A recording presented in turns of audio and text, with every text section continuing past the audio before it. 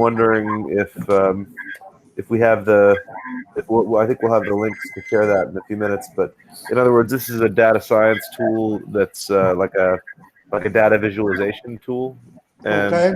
it well, it's not just data visualization. It's sort of like a API hub of data streams that together can be compiled into a constructed algorithm that you apply to it to say, how do we want all that data to come together? And then that shows up as a live website that shows how that's interpreted. And so, assuming I didn't botch my understanding of Tableau, then maybe we can triangulate for Mark just to give him a few seconds of context about what that was. But I think it's pretty exciting. Yeah, you kind of summarized it pretty well, Bobby. And I looked at it. This Nathan gave me the layout of the data he was using, and I'm trying to pull real old history in the same format, so we could use that for looking at, when there's a downturn in housing and an upturn and all of that. So that's amazing. Thank you. I kind of took, you already have the structure there. I'm trying to build on it, but I'm not there yet, but working on it. Well, I think it's really exciting. And how's it going, Kwa?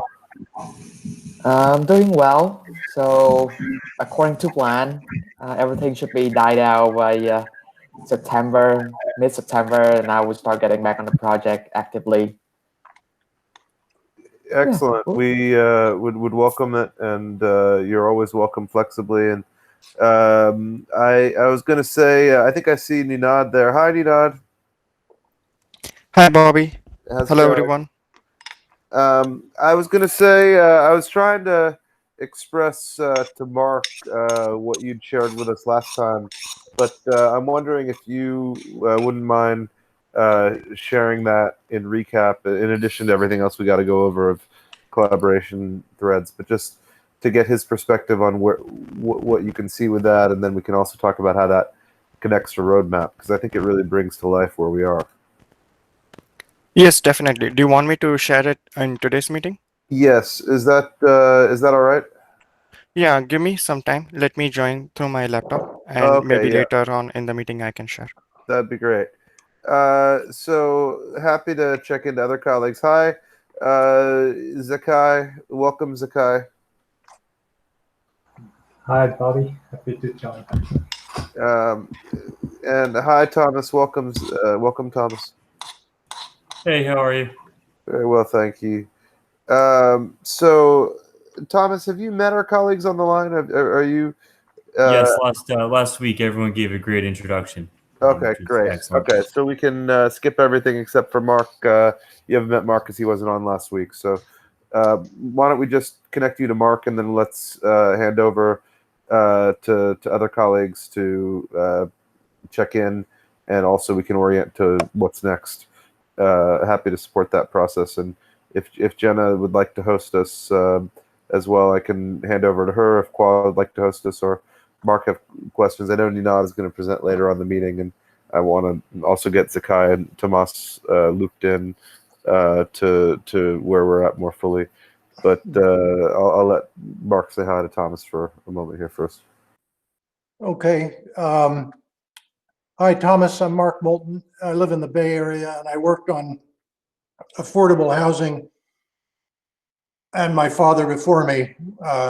So we've worked on all kinds of different models that require subsidy, either federal government subsidy or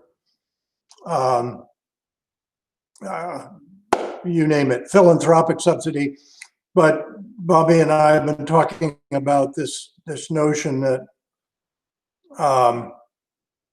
there's an investment pool that can join with prospective buyers who can only afford half a house or 3/4 of a house, and under certain geographical situations, we can possibly get a way to serve them. I've been actually in conversation with a friend in Stockholm today, And we're going to do an analysis of how it looks in more of a socialist government oriented setup around Stockholm, and then also in the Bay Area, where both societies seem to fail to deliver housing to moderate income families. And so as that project particularly moves forward, it's hoping to be a film. I'll try and add that to the conversation. Thanks, Mark, and excellent. And Thomas, did you want to share any abbreviated context for Mark, and then we'll proceed to begin here? Yeah, sure. So Mark, I'm basically I'm a software developer, really interested in data and doing some more data analysis. I've worked with a lot of data management systems, some data visualization systems, and I've been starting to work with GIS systems as well on my spare time. So I'm looking forward to working with you and helping out. Thank you so much. So let me hand over to Jenna/Kwa. I didn't get everyone's comprehensive check-ins, but happy to let y'all steer if y'all would wish. And also we can include Ninad presenting for getting Mark feedback on where we were at last week, as well as roadmap considerations that y'all would like to consider together. Yeah, I'm sure Quad can go into some more detail, but we have a meeting set up on Tuesday, which is the 18th, at 6 p.m. Central to go through the base models, which I know, Quad, I think you said was 95% complete. So just trying to get people to kind of finalize that and then move on and kind of build on that to the expanded version. And Quad, I'm not sure if you have any updates on the model thus far, if there was any other progress, or if you've, I don't know if there are other side meetings or anything. No, there won't be any update coming from my end. So I'm excited to just pass down everything I have and getting everyone up to speed so we can go forward. Terrific. We're grateful for your collaboration to help us get colleagues up to speed, Kwa, and also cognizant that this is a busy period. So we will always be able to make progress that is conveniently feasible within our collective capabilities. So I support all that context. So thank you for your patience with us, Kwa. And in terms of Ninad, you wanted to present what you have later in the meeting, or did you have that at this point? And are you in a position to share? Because I think that's a great also starting point to say, if Mark can get feedback on the gap between that and the destination that we need to get to, I think that's sort of critical path in a way. I'll need 5 to 10 minutes. I'm still loading up Tableau. Got it. No worries. I'll message in the group chat once I'm ready. Go ahead, Sue. While we're waiting, I looked at how long people stay in houses. It's not very long. I can share what I found. Oh, that'd be great. Go ahead, Sue. I'm going to try, let me see if I hit present now. Will it let me in? You are warmly invited to share. Yeah. That's great. Okay. What I want to bring up. Thank you so much. Okay, can people see that? No. Yes? No. I'm looking at just how long people stay in houses and some Present now. If you present now and then you click allow screen or give it permission. Okay, sorry. I did share. No. Sorry for any technical difficulties. Okay, present now. I'm sorry. Present now. I'm going to do my entire screen. And I'm going to do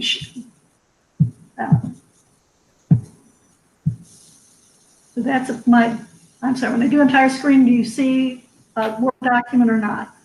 I'm sorry, I do not. Do y'all see it? I don't see anything. Okay, well, let's present that when that works. We'd be delighted to see it. I'm sorry that there's some problems there, but when it works, we'll switch over to you, Sue. And then the context, I'd say, in terms of getting this to an assumptions level where this is communicable, is being able to explain the risks that exist at different stages of the development of our model, being able to describe how this gets to fiduciary grade as zero subsidy, being able to show the markets that this could compete in terms of the replacement of it, the replacement of dollars, the attracting of zero subsidy affordable housing dollars is key in order for this to work. So in other words, where do those dollars arrive from? That's part of the context, I'd say, as well. So part of this is, so we have the fourth category of where the dollars come from. So I'd say that there's dashboarding, you could say, is what are the different kinds of returns that other dollars can attract? What is the risk profile of those returns, and how can our how can our approach over time be stabilized? And then there's a question of at what point is the stabilization accepted by the market? At what point does appreciation value financing as an equity-based financing attract scale, right? Mortgage-backed security market is very large. It's debt subsidized, but there's also parts of it that are not sustainable for our society because it excludes large numbers of families from the kind of property they need in order to be able to have reduction in overboarding and inclusion. So I think part of the gap with what the work that Ninad and Sue and Kwa and all of us and with Mark have been in dialogue on is saying, how do we take this principle that almost, I mean, I guess land trusts might not all be subsidy. You could say some of those might be zero subsidy in a certain way, but the time horizon with the asymptote towards infinity, so it doesn't really translate. But if you take 99.5% of the affordable housing and working, is subsidy based, and indeed 95% or 90% of the well, I guess there's a point which is that as you get up into workforce housing, some of it's not subsidied fully at this point. So I mean, I think that's a spectrum, right? That there is some parts of the country, real estate development that's not subsidy that exists in these markets, but less and less in New York and the area. Mostly where the subsidy comes in is that a governmental entity, a jurisdiction, will actually own the land and will put the land in partnership with the developer, and then the higher the rents that can be charged as allowed by the agreement, the less subsequent subsidies necessary. Yeah, so that's also a form of subsidy of affordable housing, right? So in a way, that's right. The land can come in on a lease. Yeah. Yeah. So if we talk about, if you exclude that too, we are talking about 99% plus, I think, of both workforce and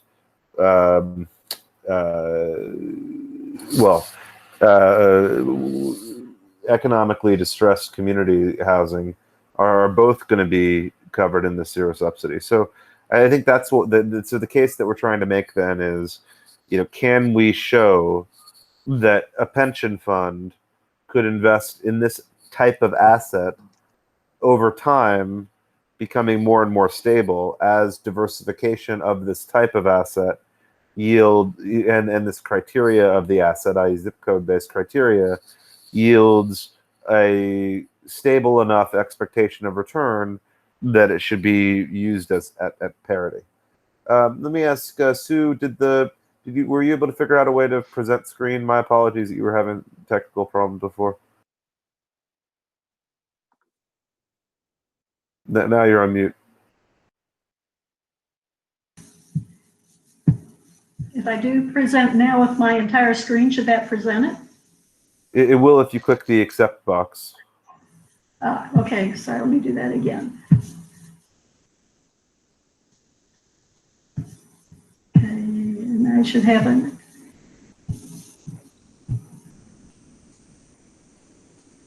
I'm sorry, I don't see it in the accept box.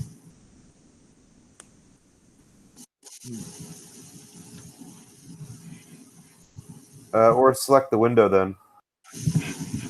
Okay. Please select that.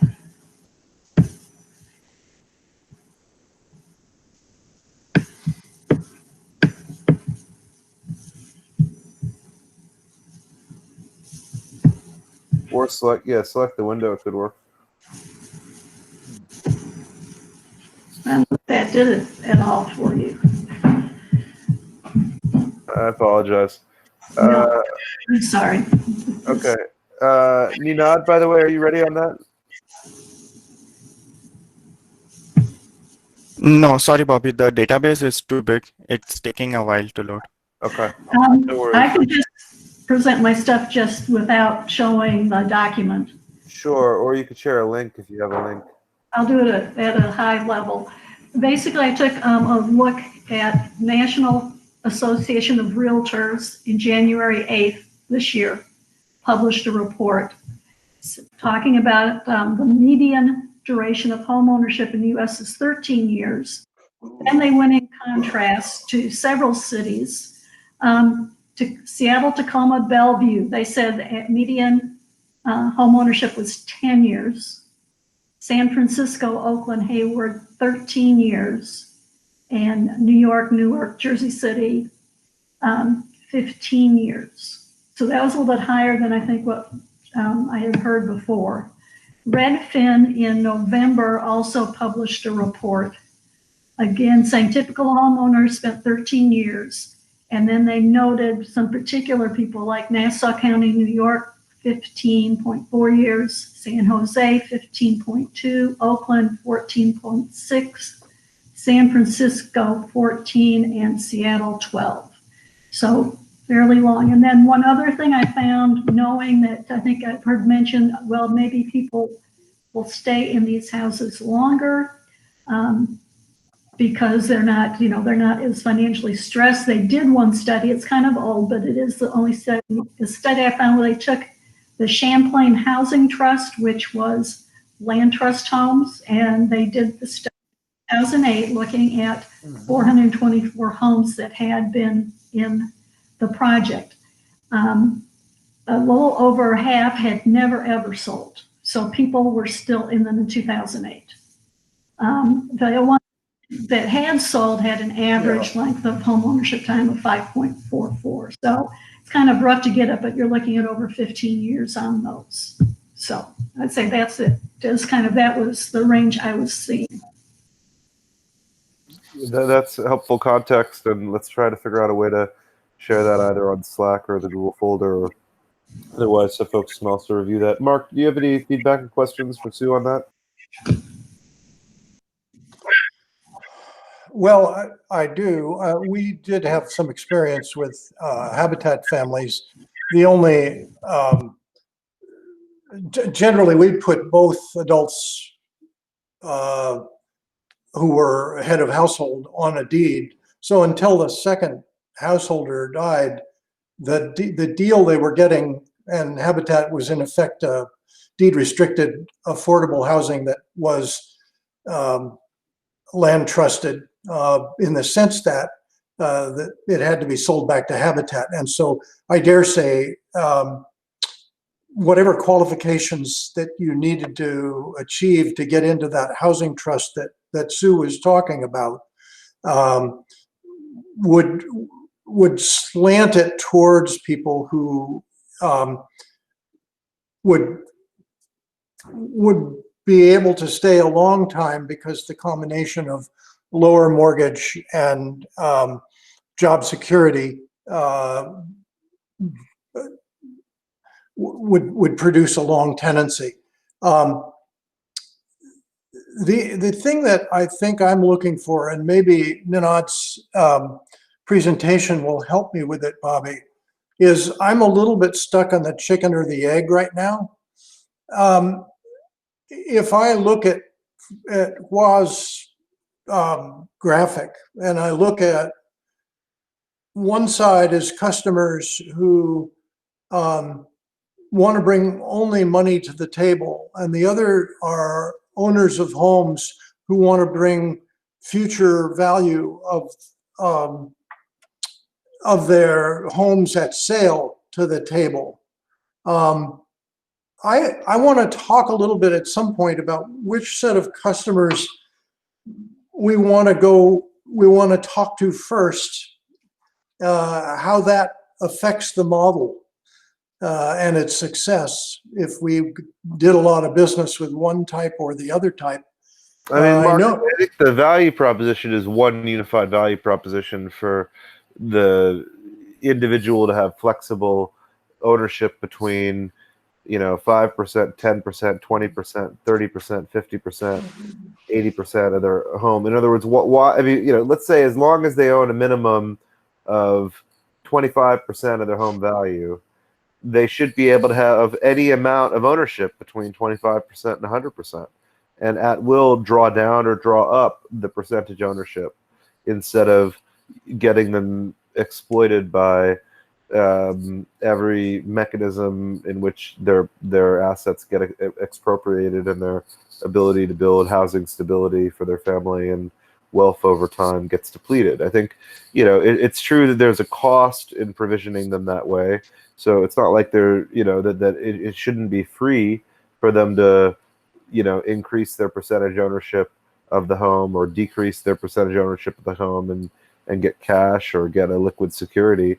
But it should, we should basically be offering flexibility to any family who's at risk to own, more variation in how they have this. In other words, Bobby, I understand that.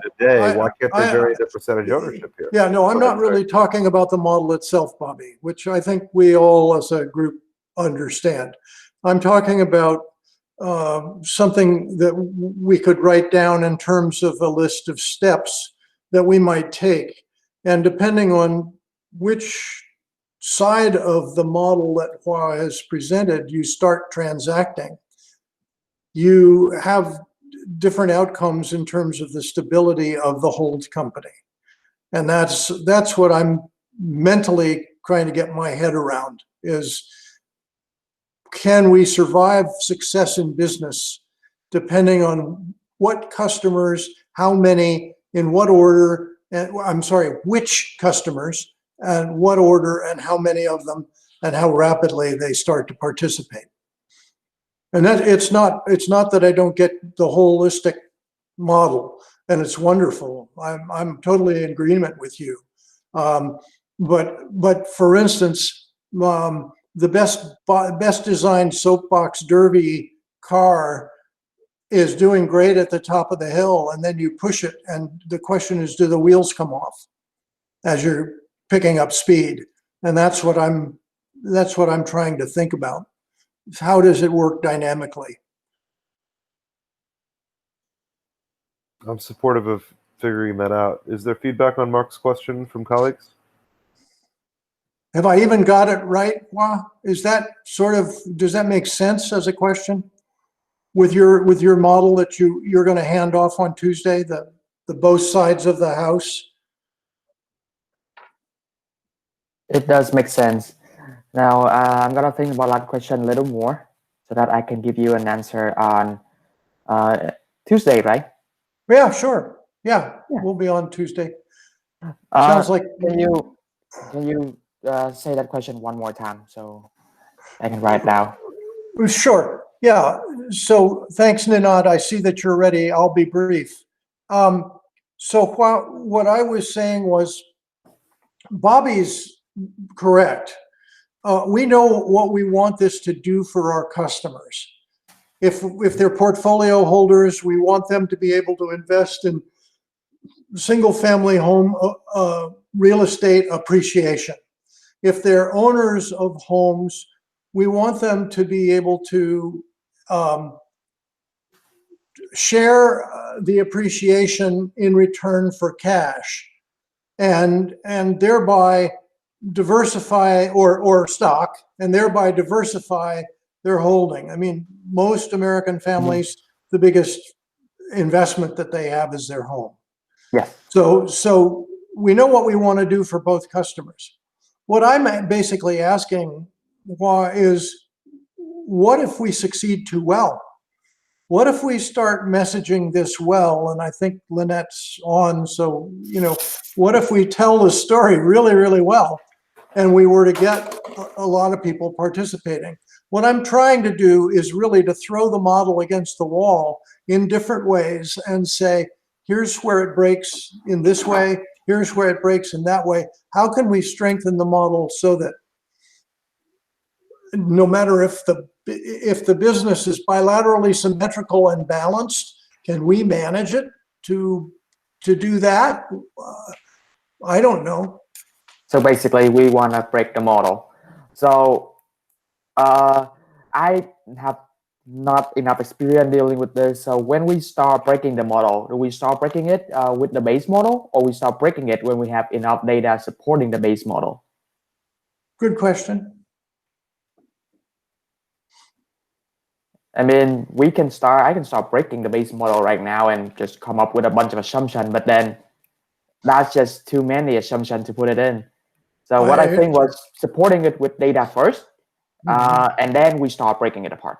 So Okay, that we have something tangible to break. It seems to me that Sue's moved us forward on, some way of thinking about average tenancy. The question for me, and it's maybe pushed back to you financial engineers and mathematical analysts, is what does average have to do with what any given year would look like, and how can our model incorporate that data so that, as a chief financial officer could make some sort of actual decision based on that incoming data? We can break that average down into multiple sort of way. So right now we have the whole entire history as average, or we can pick the worst part of history as our average and then plug it in that, hey, if the economy doesn't function like it's the past, but it's just got the worst, does our model survive the worst part of history? And then I don't know if we want to do this, not what is our model return when there is the best part of history. I don't know if we want to go that way, but I'm just thinking of the worst way right now, trying to break that model that way. Yeah, the other thing that I've been thinking of, and I hadn't really thought of it before, is, so I had a friend who created a company recently, but it was in the music realm, and it allowed people all around the world to listen to a particular piece of music that was carefully electronically conveyed all around the world so that everybody was listening to it simultaneously. And the music industry sued that project out of existence by saying that it disintermediated several different industries. And it's a concern to me, and more of a legal concern, as to what, as Bobby was saying earlier, if you take some of the predatory kinds of lending, whether they're homeowner lines of credit or reverse mortgages or other kinds of things, if you clearly outcompete them and you say to somebody, we want to give you access to cash based on future sale of your home, but we do better than the current business plans that are out there because we can figure out a way to do better. I just wonder if we will come under attack. So that's something to consider. Unison landed did that. They take the share of future gain, and then they just turn it to cash. They didn't kick anyone out. So I don't think we can harm anyone, or we can just change the the financial market just the way we are. The process gonna take years and decades before we get big enough to become anyone threat. So I don't think there's anyone care about us.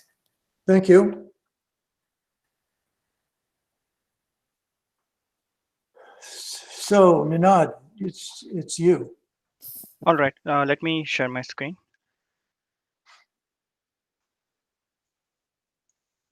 Let me know when you're able to see. I see the Bay Area. All right. So what I did was I started looking for house data. I looked up different websites, Zillow, Realtor, real estate data, and I stay in Folsom, so I started with Bay Area. It's closer to me, and I've visited Bay Area more than I visited Seattle and New York.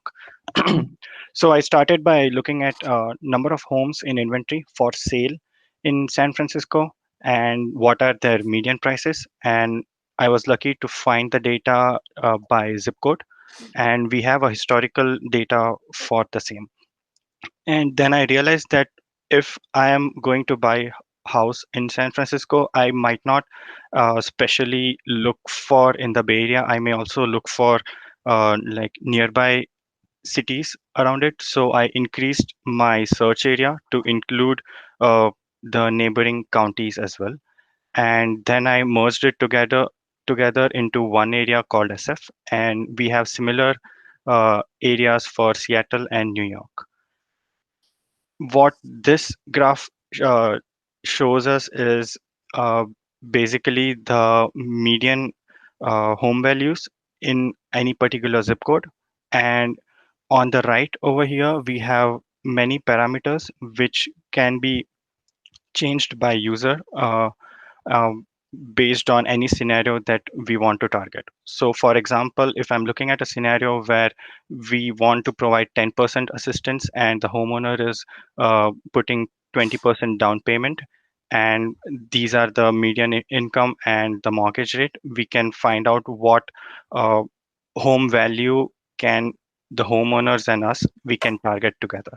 So we have like debt to income ratio, we can change this.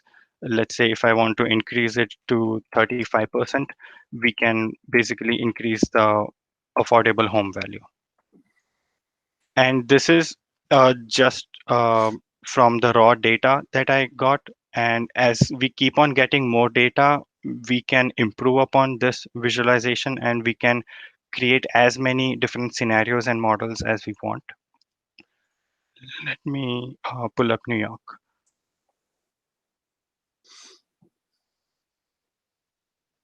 So, yeah, we can edit it however we want. We can look at multiple corner cases. We can identify generalized studies and plan accordingly. So right now at this state, this visualization may not be 100% factually correct. And that is where everyone in the team comes in, and your expertise, experience, and research will help to improve on this visualization. So, Mark, it's exactly what you were suggesting, that each of those assumptions, we can create the default or scenarios that way, but we can also, quote unquote, break the model by looking at when these assumptions make it not feasible. Okay.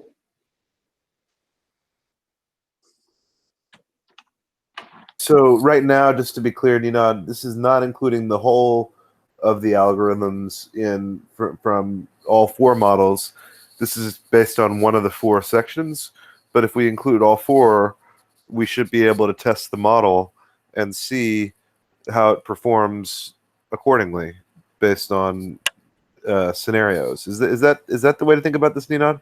Yes, we can. Yeah, we can connect as many models, as much of different data, and like present them and check different models in any way or format we like.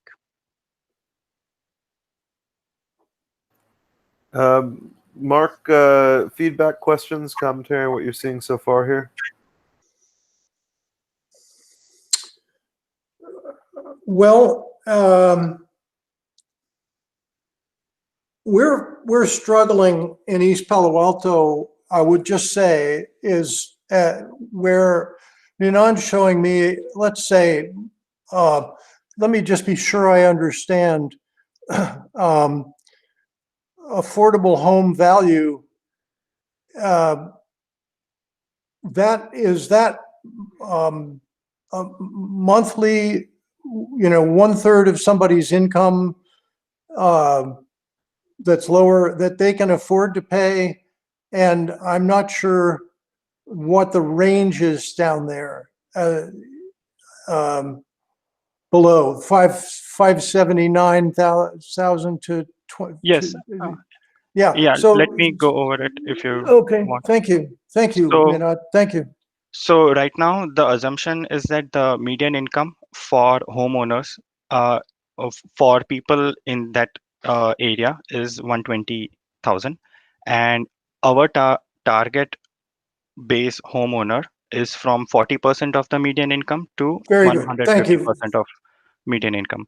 Okay. Thank you. And we think the maximum could be 250% that are at risk too. So we should, extend Yes.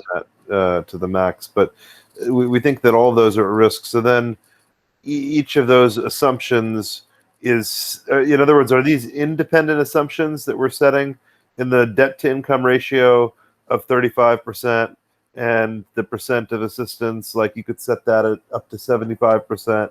You can set the down payment as up to 100%. You could, et cetera. Like you can adjust any of those 8. Correct. Right now, everything is independent because I have not connected those data in the backend.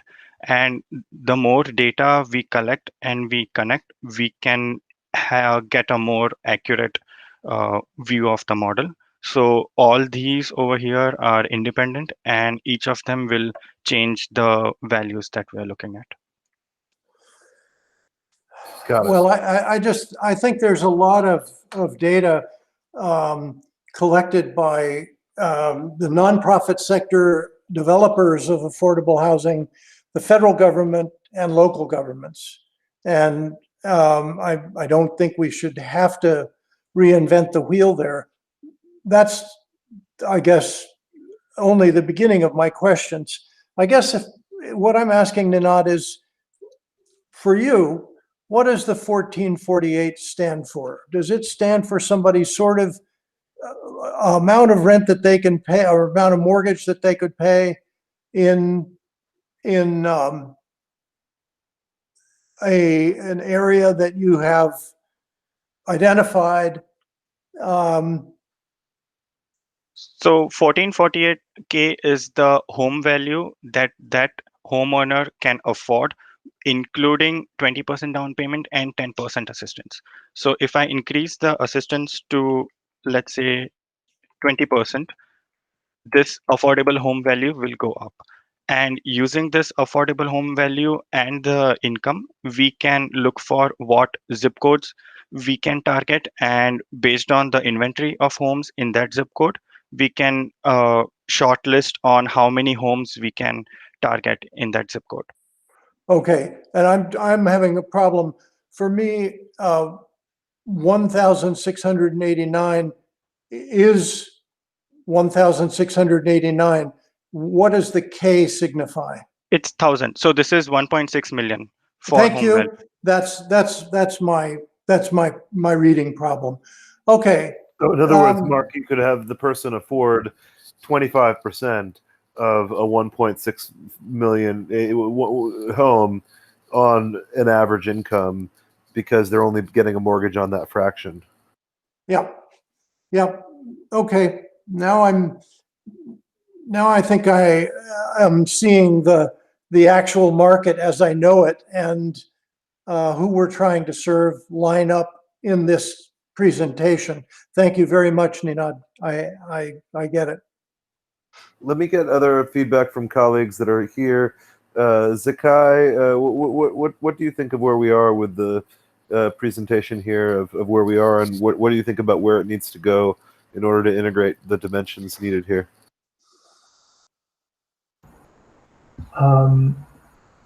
Yeah, I think there definitely is still a long way to go because now we know the home value, but I think we need to get more other different data, so so we can have a better direction. So I'm just thinking about what other data can be integrated into the home value that can bring us further. Well, is the mortgage calculator something that we've integrated into this? Hi, Bassam, welcome. Do we have a mortgage calculator? I mean, how do we know that they can afford a mortgage on 25% of a almost $1.7 million home? Is that because they could afford a mortgage on a $600,000 home, and so we can assume that they could get it on 25% of this? So the mortgage calculator is using the debt to income ratio and the mortgage interest rate. So these two are the one that are the main factor on identifying how much mortgage a person can afford. So banks usually suggest 28%, and 35% is the total debt to income, including home mortgage, credit cards, and auto loan.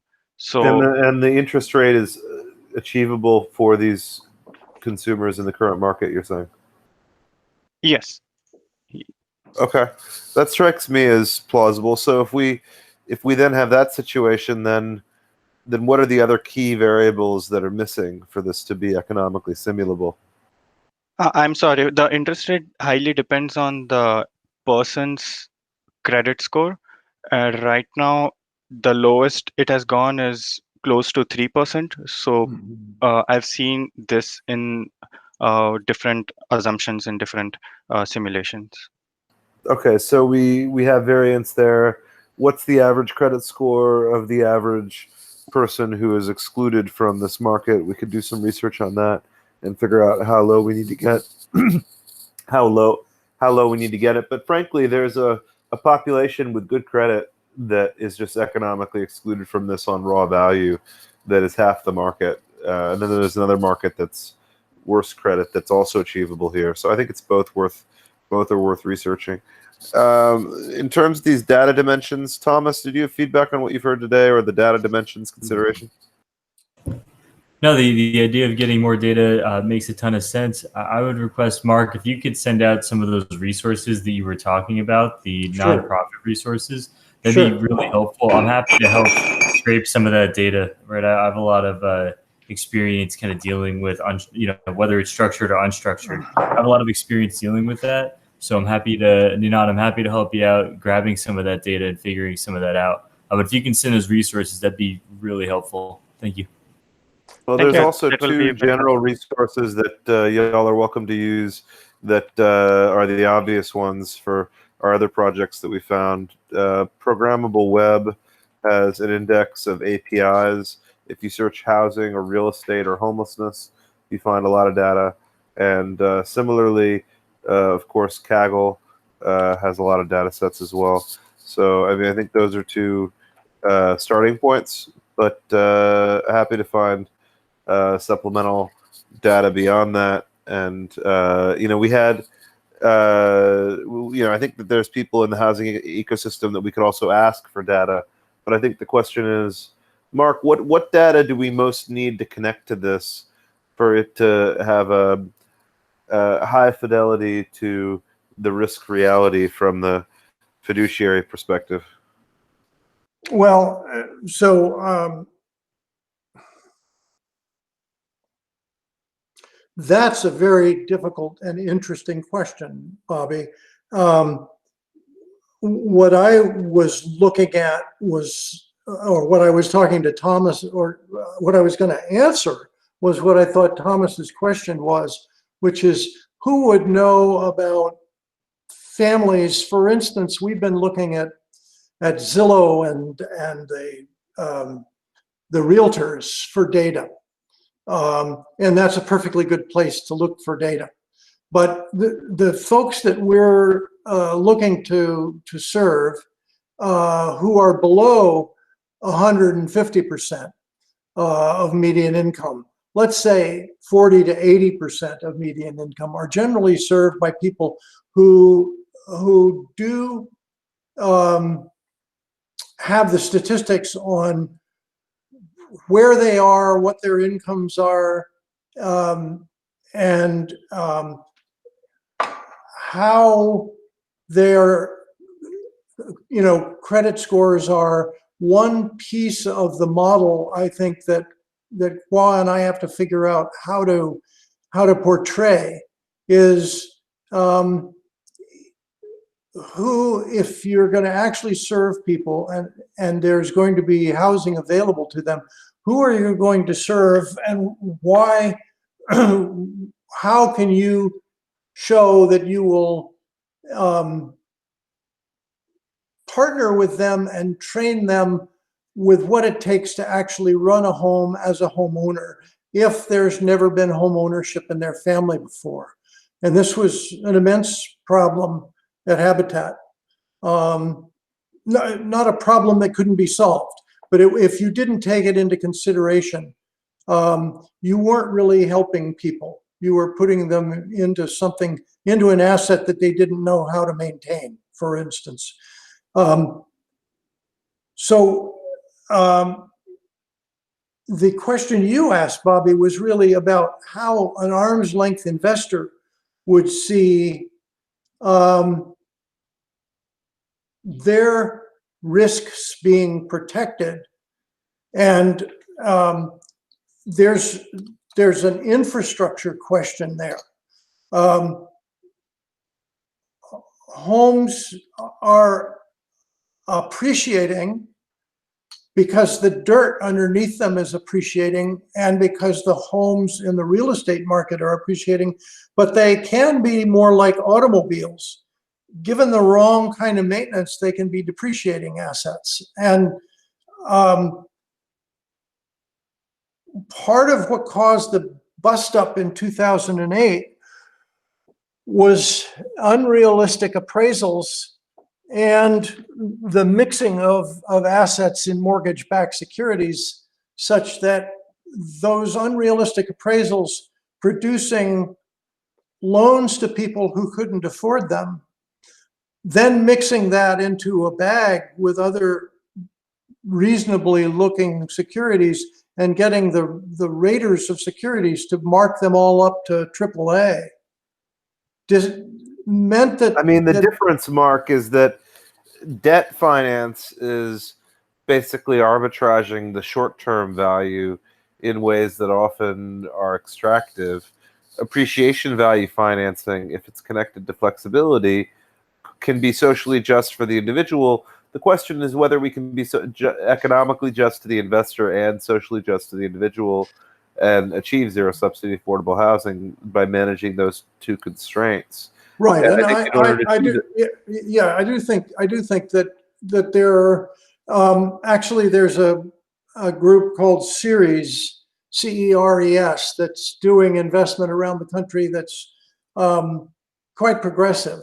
Ceres, that's how we know the Nafila people in prevention derivatives. Mark is the chair of the board of Ceres, is the one who gave us advice from his firm in 2019 on prevention derivatives. So we've had feedback from them on that. And yeah, what I was going to say was it's not going to be the investor, for instance, who has been accustomed to investing over the last 40 years in petroleum and making 15 to 20%. The interesting thing is that the statistics that Sue pointed out that I thought were fascinating about the net profitability of different sectors that gravitate around housing. Do you remember what I'm talking about, Sue? You showed developers making about 6% and some other people involved with real estate and housing and REITs and that kind of thing, having very different expectations for return. I don't think that was me. I think that was somebody. Oh, it wasn't your research? Oh, I thought I associated it with you. No. Oh, I beg your pardon. In any case, Bobby, what I'm saying is in the purchase of real estate, the development of real estate, the management of real estate, there's this wide spread of expected returns. It's not so much, I didn't hear your question being would we be able to demonstrate enough return to interest certain investors, particularly if they were social impact type investors and they wanted a return that gave people job stability, shorter commutes, access to housing when they wouldn't normally have it.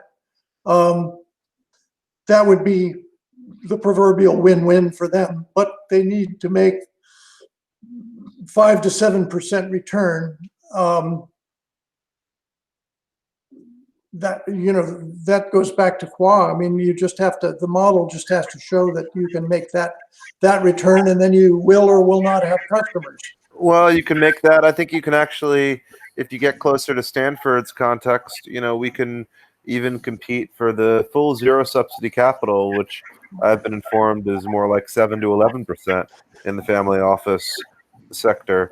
Because I think that it is true that if you identify, suppose you say, we're going to accept half of all zip codes in the region for this eligibly, so that you're not excluding, you're saying, at any given point, we're defining a line. I think at that constraint, i.e. not cherry picking the top 1%, but half, right? I think at the level of half, you could make this economically competitive with those contexts. But I guess, Qua, do we have any data on returns so far, or is that something that's simulatable in this structure here, or what do we need to be able to integrate to show the conditions upon which it's economically sustainable for achieving X% return over Y periods of years on a book value basis?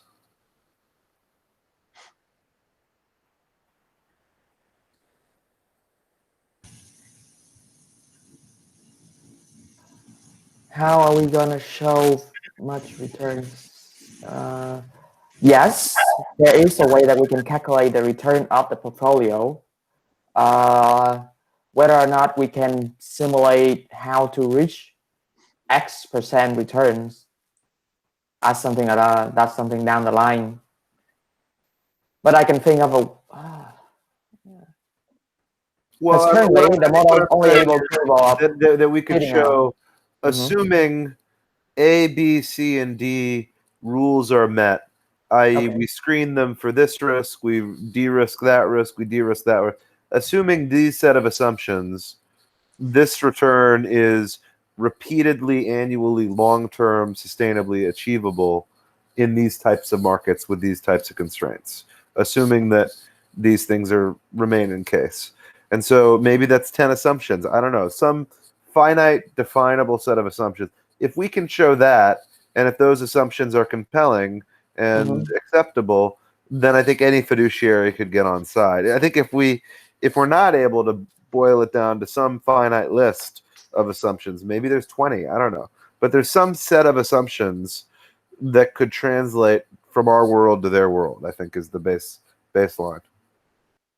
Well, we have to keep in mind that in our models, our gains equivalent to the housing market, the rising housing market, minus all of our administrative costs.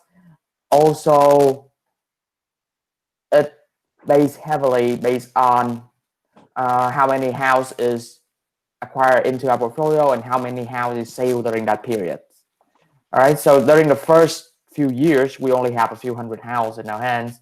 And the well, but I mean, in other words, that may be a question, right? Like maybe we need to adjust the acceleration rate in order to match the constraints that the market sets for what a capital use that, in other words, if you tell me we will fail to attract any investors if we grow at the pace that you have, I'll say, well, then let's find a way to figure out if there's a way that we can grow it at a pace that will be compatible with investment, right? Makes sense. All right. I think I know how to do it. Yeah. What would be needed for that, or what would have to happen if we were to approach that? So right now the model has the way to calculate share price. Now we're just trying to crank up the acceleration speed. Right now we're assuming that we are growing at 100 houses per year, and we assuming that these houses will sell at the average tenors based on the U.S. history. Yeah, so Right. we're not going to ramp up how fast the houses sell, but we could We're gonna ramp ramp up up how fast we we acquire acquire. homes. Yeah, well, I mean, assuming that it doesn't stabilize the fund, we could say, I mean, as Mark said, we could also wave a magic wand and say it won't be stable until above X, but after X it will be stable because it's and then we have to, then figure out a way to overcome the path from here to the magic wand or find an institutional ally that waves their magic wand. Okay. Yeah. I can get a script summary right up for that and see how that works. I can try and test it out. What do y'all think of the way I was just framing that? Mark, is that also the way you're thinking about it? Yep. Yeah. Again, for me, it's the question is thinking about our customers well, thinking about what they want out of the transaction. It's true that the investment managers want a return, let's say between 6 and 11%, and different ones will want high or low range return. Let's say homeowners, when offered the opportunity to diversify the investment that they have in their home, which is 90% of their assets, as you say, stuck in one undiversified sector in a market that's changing, and say they're cash poor. Say, we can serve that customer. My question still has to do, in a way, with the old problem of the single stroke engine with the flywheel. And I don't know if you've ever been on a farm and seen one of these things, but basically, if you have a one-stroke engine, you have only one cylinder, one piston in it, and you get that started. The way you get that piston back down again to refill the chamber to create the explosion to knock it down is you have a big weighted flywheel. And my question to you, Bobby, and to the team is, if we had $1 billion flywheel, we could watch this model behave.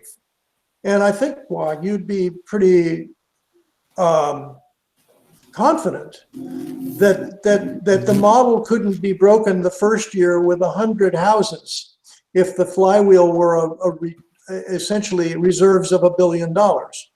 And so my question for you is, how big do those reserves have to be before you're very, very confident that the model won't break?